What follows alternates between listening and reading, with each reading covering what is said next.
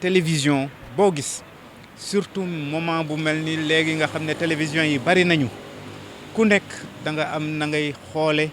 sa télévision na ngay gisee la sa télévision di def la ñu waxoon sa njëlbeen nga mooy télévision dafa am li ñuy wax tu vois maa ngi naan sama wolof dafa leeratul mais télévision bu nekk am na li muy wax sa vision ak na mu tànne moom la muy def parce que su fekkee ne da nga am entre ñaar wala ñetti li yoo mën a def mais ba nga tànn mais moom mooy dépendre mooy wax yow lan la sa télévision ak lan mooy politique am ak nan lañ ko war a xoole ak moom si boppam nan la war a xoole nit ña ko faral donc télévision bu nekk ak rajo bu nekk sax mooy li ñu am mooy la vision politique ka nga xam ne moom télévision moo ne nii laa bëgg télévision bi demee su fekkee ne da ngeen di liggéey si télévision bi te defewu leen ko noonu man na yeewu bés ne leen jël leen seen i dëbës ngeen dem ba les télévisions man suma télé du def lii donc télévision c'est d'abord une vision et c'est d'abord un choix de la politique la ngay bëgg a def na nga gisee adduna bi wala na nga bëgge gis autour de toi nit ñi xam nga ba ñu nekkee France li ñu doon ree mooy benn bés suñu professeur dafa ne waaw xam nga xaj bu matt nit lu doy waar la waaye nit su mattee xaj loolu moom doy na waar moo ko gën a doy waar donc nga am télévision boo xam ne lii mooy gisam lii mooy politique am pour dimbali nit ña koy seetaan mais su fekkee ne da ngeen choisir le contraire mais yéen a ngay yàqal ña nga xam ne dañ leen faroon. ci cours yi may joxe am na benn bu ma wane woon di wax ne ki nga xam ne da ngeen ko bëgg a jël pour mu ñëw jàngal ñiy liggéey ci seen télévision mais du rek la mu jàng moom ba man ko waaye na mu xalaate la mu jàngoon ak na mu koy sottee noonu moom loolu la ñu war a jël en avant yow su fekkee ne da nga am sa télévision mais nelaw ba ci yàgg nga yeewu taal télévision bi dégg ñuy wax loo xam ne masuloo ko xalaat masoo ko bëgg masuloo ko li mais kooku dafa du lii bi ñuy wax vision ba ñuy wax parce que une télévision dafa war a nekk loo xam ne la muy jëkk a génnee mooy xalaatu ko moom te mu bëgg ko nii laa bëgg ñu may defaral sama télévision genre émission yii laa bëgg ñu dugal parce que man lii laa gëm mais su fekkee ne dafa da ngeen def le contraire mais en général day du doon waxtaan bu neex. ñu ngi waajal sunu section bi am sunu rencontre bi am Marrakech fin juillet incha allah ñu war fa waxtaanee affaire leadership féminin ci biir presse média yi. tey dañu ñëwoon jël débat sur la télé jël ku mel ni Mansour Sow nga xam ne am na expérience plus de 50 ans def na rajo def na télé yàgg na animé te ba léegi mu ngi ci liggéey bi ñu jox ko suñu liggéey ne ko dañuy bëgg nga waxal ñu xoolal ñu noo gisee débat yi ci télévision dégg ngeen li mu fi wax sànq nu gisee débat yi ci télé yi am na ñoo xam ne da ngay xëy rek toppa télé yi heure boo leen woowee rek ñëw ne ban sujet la da nga gis sax ku ñëw sax di wax ci loo xam ne xamu ci dara te bu waxee nit ñi Sénégal moom moo mel noonu da ngay ñëw ne la diw nee na j'ai dit mais parfois ma ne ki ngeen di wax xam ngeen ko bu baax mu ngi wax ci affaire pétrole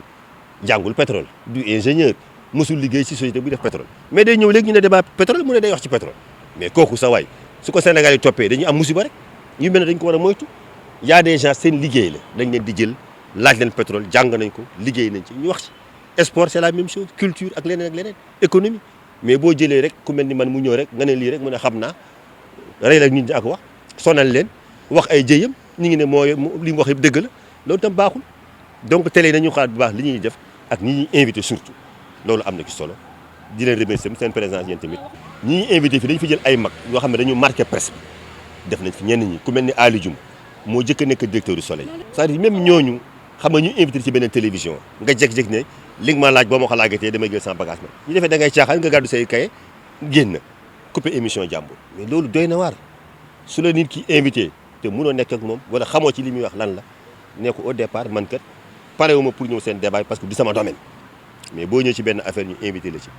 ñu laaj fa benn question mu déranger la nga daal di mer loolu tam rafetul xam nga journaliste warul indi nit pour di ko merloo dafa ko war a ñëw nit ñi li ñu soxla la war a jëlee ci nit ki mais yow bu dee da ngay ñëw pour jël nit ki di ko jéem a tiiñal comme ni Sénégal yi di wax dama lay jéem a dugal wala dama la bëgg a fenloo bu ngeen baal ma xam nga loolu day doy waar te boo ko defee nit ñi am nañu jaboot ku fi dem télé mu ngi wax seen waa kër dañ ma woo ci benn télé tey 20h fa laa jëm sa waa kër toog di la xaar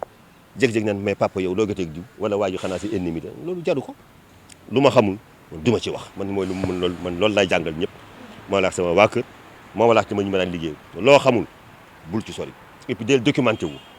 journaliste Sénégal li ko yàq léegi mooy du ñu documenté wu da ngay gis ku toog man damay toog gis kenn mu bind dara mbaa mu wax dara ma jël sama téléphone woo chef am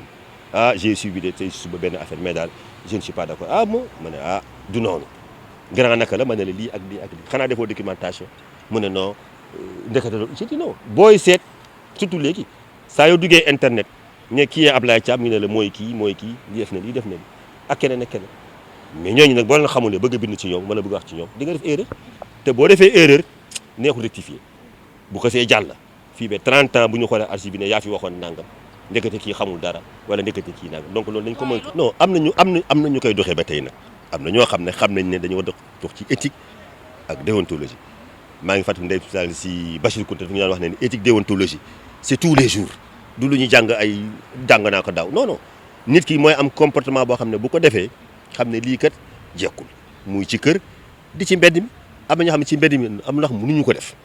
am ñoo xam ne nag jombuñu dara seen ñoo nekku ci nit ki nag moom sa kër ngay commencé ci xale yi ñu xam luy éthique ak déontologie xam luy jaar yoon ak lu jaarul yoon am comportement bu exemplaire bu responsable surtout nit ki soo ko teelee jàng responsabilité rek day am personnalité man ci salle bi am na fi koo xam ne dañu nekkoon service daf ma doon corriger di ma corriger ba loolu moomay corriger dem naa ba nekk mag su ma dajee moom ma ne ko yow de li nga ma doon téye li nga ma daan bañ loo naan bul def li may accepté gis naa amal na ma njëriñ. Je lui donne encore une très longue vie car le pays a toujours besoin d'hommes qui pour moi sont des indicateurs fiables et qui peuvent par leur prière, par leur comportement et par leur passé rendre encore des services à l'ensemble du peuple sénégalais, pour ne pas dire à l'Afrique. Bravo, Monsieur Sy, et heureux de vous rencontrer. Et je pense que ce ne sera pas la dernière fois, Inch'Allah, par la grâce d'Allah. Je voudrais saluer également ici des personnes, même toutes les personnes ici présentes, mais j'en choisirai peut-être quelques-unes, compte tenu des rapports que j'ai noué avec eux pendant plusieurs décennies, rapports au terme desquels j'avais pu améliorer ma compréhension des choses, mais aussi mon comportement dans la société. Parmi ces personnes, je commencerai par Diatou Cissé Coulibaly. Diatou, c'est une égérie, vraiment une combattante. Elle a eu tout au début à diriger le syndicat de la presse nationale, le SYNPICS, avec une détermination, un brio qu'on ne retrouve que chez les égéries. Donc, salut Diatou, et heureux de te retrouver. J'ai noué vraiment avec elle de très bons rapports sur le plan professionnel. Et on a pu échanger à chaque fois des idées fécondes qui nous permettaient de comprendre les situations telles qu'elles se déroulent dans notre pays et la manière de les recevoir. Merci Diatou. Et je pense que on a le fait bailler encore. La deuxième personne, c'est celui qui est à ma droite.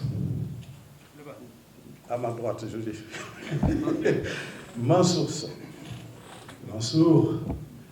on a fait la radio, lui au journal Parler, moi au programme, la production d'émissions, le reportage sportif, et pas mal de choses. Et chaque fois, Mansour avait l'habilité de te faire des remontrances quand tu fautais,